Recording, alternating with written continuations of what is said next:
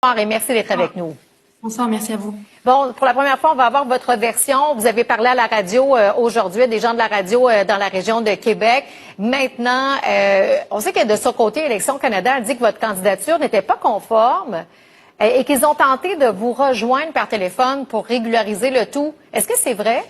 Exactement, c'est totalement faux. Regardez-moi bien dans les yeux, cet appel-là n'a jamais eu lieu. La preuve, c'est que je l'ai pas sur mon relevé d'appel, premièrement. Puis, deuxièmement, si je me suis rendue sur place à midi, comment peut-on savoir à 9h45 qu'il manque un document? C'est totalement absurde. C'est ce que le sous-directeur des élections a répondu à mon parti quand est venu le temps de répondre aux questions. Pourquoi que ma candidature n'avait finalement jamais été soumise par la directrice de scrutin, ce qu'on a appris le 8 avril le soir. Dans le fond, il manquait un document, Madame Thériault, c'est ça? En fait, il y a deux versions. Hein. C'est la deuxième version d'Élections Canada, mais la première, c'est que ma candidature n'a jamais été soumise. Le parti et moi-même avons tout fait dans les règles de l'art. Puis, en fait, on s'est fait féliciter sur place, moi et mon organisateur régional, après avoir été déposé mes signatures en personne pour la portion qu'on n'avait pas téléversée en ligne, ayant débuté un processus de remplissage de candidature en ligne quelques jours avant. On s'est fait féliciter sur place. Félicitations, madame, vous êtes candidate. On a demandé un acte de confirmation de candidature papier, étant donné que c'est la procédure. On se l'est vu refuser. On s'est fait dire non, tout est correct, vous allez la recevoir par courriel dans les heures qui suivent. On a dit d'accord, vous êtes certaine, pas besoin de rien du tout, tout est complet. Elle nous dit oui, ne remontez pas en haut, on vous a assez vu comme ça. Donc, on part, on attend le courriel. Ce courriel-là ne rentre pas dans la journée. Je la rappelle le soir. Elle me reconfirme que tout est correct, tout est conforme. Elle parle à un autre membre de mon équipe en continuant dans cette même version-là. Tout est conforme. Le lendemain, moi, je me fais appeler de Gatineau par un autre membre de l'équipe d'Élections Canada me disant que la candidature n'avait jamais été soumise, finalement. Bon, avez-vous entamé les recours pour essayer de renverser la vapeur auprès d'Élections Canada?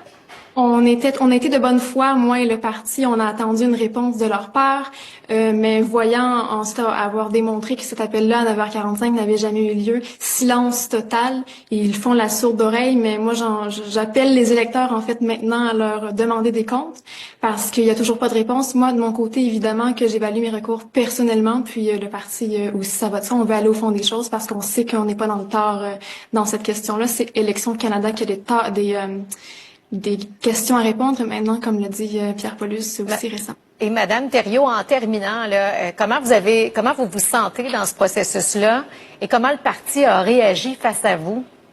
Écoutez, c'est extrêmement dommage, c'est troublant de la façon dont ça s'est passé, c'est ce que j'ai répété dans les médias récemment aussi, comment dans mon cas en particulier, la bureaucratie d'Élections Canada semble avoir échoué la démocratie à Québec-Centre. C'est très, très malheureux ce qui se passe. On prive les électeurs d'un parti majeur. Hein. Mes chances dans la circonscription étaient loin d'être marginales. On était en deuxième place jusque contre Jean-Yves Duclos, le député sortant. Donc, ça prive les électeurs d'un choix important qui avaient des bonnes chances d'accéder à la Chambre des communes lors du 28 avril prochain. By sheer coincidence. Imaginez si toutes les municipalités faisaient la même chose. Hein? Vous sortez de Rimouski, vous devez présenter un code QR ou encore un permis de conduire, une preuve de résidence. Vous sortez de Laval ou de Montréal, montrez vos papiers. Comprenez que cette mesure-là soulève de la grogne et de l'inquiétude chez plusieurs citoyens aux îles. C'est du jamais vu, là, de devoir présenter une preuve de résidence pour sortir de sa propre municipalité au Québec et au Canada. Bon, pour les gens ayant une résidence aux îles, c'est totalement aberrant, là, à mon avis, de devoir présenter cette preuve de résidence-là. Personne n'aura envie, comme vous avez dit, de devoir payer pour circuler entre Montréal et Québec d'ici quelques années.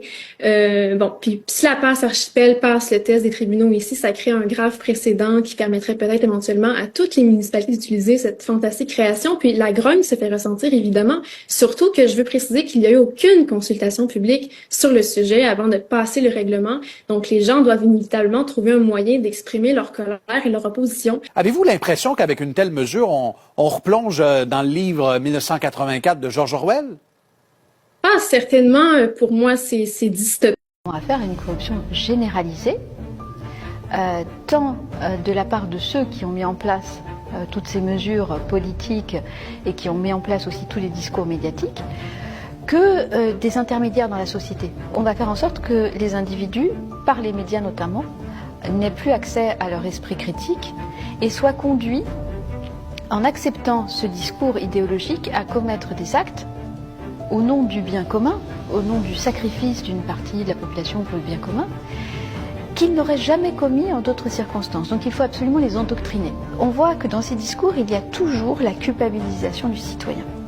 C'est-à-dire qu'en somme, si ça ne fonctionne pas, ce n'est pas le gouvernement qui est responsable, ce ne sont pas les hommes politiques, ce sont les citoyens.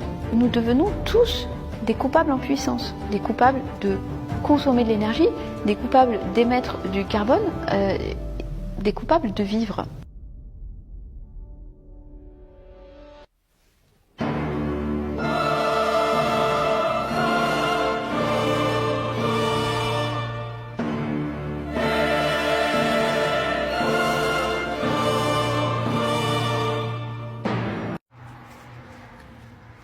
C'est choquant pareil, hein? Tu sais, sur une de mes vidéos tantôt, là, je parlais de viral au Québec.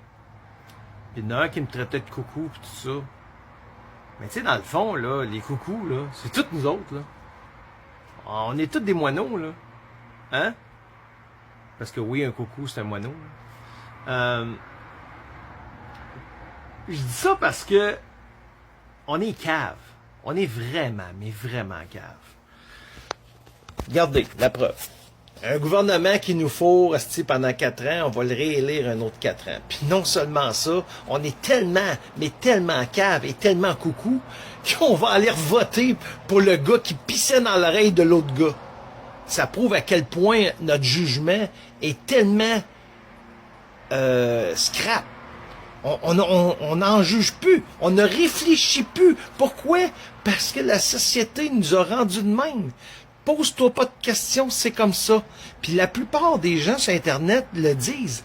Ah, mais c'est comme ça, hein. Il faut faire avec. Ben, penche-toi, tabarnak, qu'on t'encule, parce que c'est comme ça, puis faut faire avec la grande. C'est ça, là. C'est que la minute que ça te touche pas directement, là, quand ça te touche pas directement, ben, Chris, tu vois pas clair.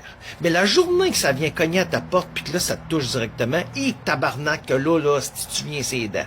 La preuve, on a une gang d'uluberlus d'étudiants qui ont sorti dans la rue parce que ils veulent m'enlever mon cellulaire dans la classe. Tabarnak, ça n'a pas de raison d'être que t'ailles ton esti de cellulaire dans la classe. Sinon, à quoi bon t'enseigner? De toute manière, on fera rien de bon avec toi, Chris, parce que t'es même pas capable, à l'âge que t'as, de comprendre que là, c'est pas le moment d'avoir ton cellulaire dans la classe. OK? Fait que ça prouve déjà, qu'il y a un esti de problème de société. Moi, je m'excuse, mais être professeur d'école, ton esti de cellulaire resterait dehors de la classe. Tu veux ton cellulaire? Sors de ma classe. C'est aussi simple que ça. J'ai pas de temps à perdre avec toi. Let's go out. Puis les autres, là, Chris, qui sont là normalement avec le cellulaire, là, puis qui regardent quelqu'un manger une volée, ben Chris, vous devriez tous vous lever, ramasser ce gars-là, cette fille-là, puis le crisser dehors de la classe parce que vous autres, vous avez décidé que vous étiez smart, puis que vous vouliez de l'instruction. OK? Mais ça montre à quel point qu'on est coco. Puis en plus, il y avait l'air de quoi? Calisse, on aurait dit qu'on a l'usine de fou était en feu. Ils étaient tous dehors, devant une caméra, comme s'il avait jamais déjà passé devant une caméra. Ben oui, tabarnak, parce que vous faites comme moi, vous faites des TikTok, esti. Hein? Fait que je m'excuse, mais ça n'a pas raison d'être. Puis ça fait très longtemps que les cellulaires sont à l'école, OK? Puis ça n'a pas de raison d'être. C'est pour... Richesse, impôt, nouveau, impôt recto, impôt verso, impôt sur le revenu, impôt sur les revenants.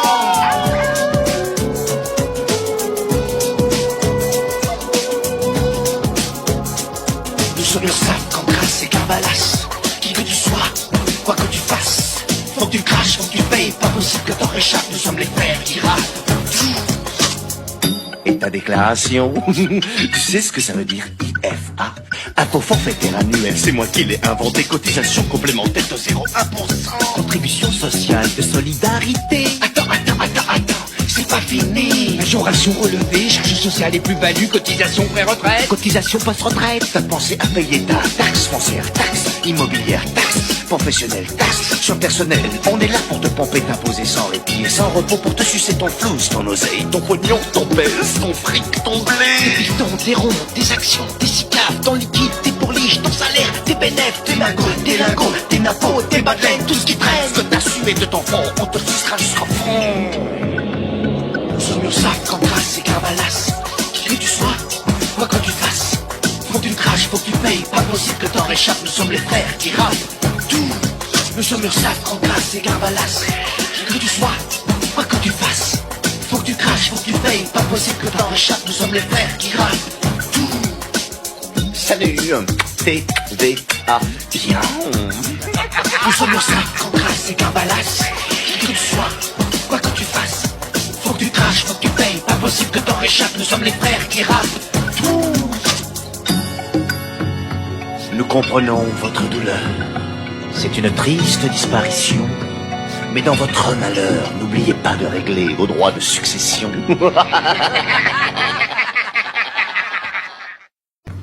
On est...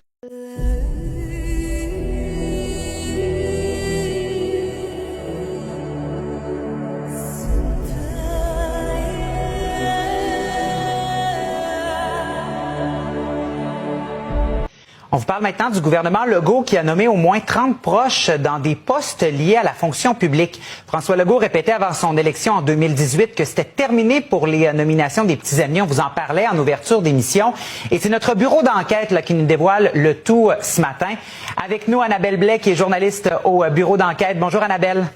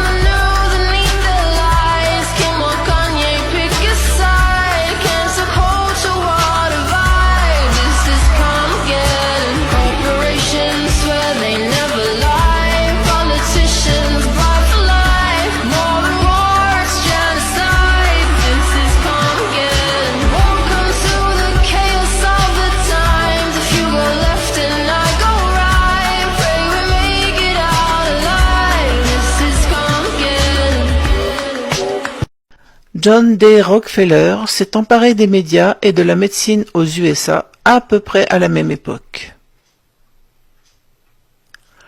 Quand on a découvert que les médicaments pouvaient être produits à partir du pétrole, le plus grand magnat du pétrole américain a ordonné à son armée de propagandistes d'inverser la réalité en conséquence. Les remèdes utilisés durant des milliers d'années ont soudainement été classés comme alternatifs. Tandis que les nouveaux médicaments à base de pétrole, hautement addictifs et brevetables, ont été déclarés la référence.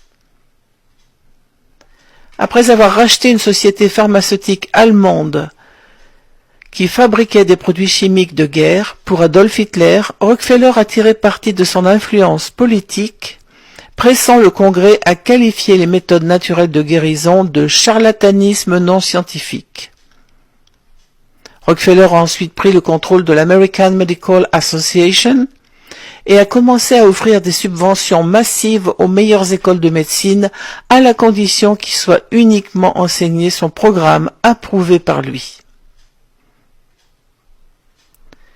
Toute mention des pouvoirs de guérison des herbes, des plantes et de régime alimentaire ont été effacées de la plupart des manuels de médecine. Les médecins et les professeurs qui se sont opposés au plan de Rockefeller ont été crucifiés par les médias, retirés de l'AMA et privés de leur licence pour enseigner et pratiquer la médecine. Ceux qui ont osé parler ont été arrêtés et jetés en prison. lorsque des preuves ont commencé à apparaître, prouvant que les médicaments à base de pétrole causaient le cancer, M. Rockefeller a fondé l'American Cancer Society, de laquelle il a supprimé cette information. John D. Rockefeller est dûment crédité comme le fondateur de l'industrie pharmaceutique. Et la raison pour laquelle l'erreur médicale est actuellement la 3e cause de décès en Amérique. Ce n'est pas une accusation portée contre les médecins. Plus que quiconque, ils sont sous l'étau du plus puissant lobbying en place à Washington. Chaque année, l'industrie pharmaceutique dépense au moins 2 fois plus que les plus grandes compagnies pétrolières pour influencer les lois, les politiques et l'opinion du public. Grâce à M. Rockefeller, l'architecte des monopoles américains,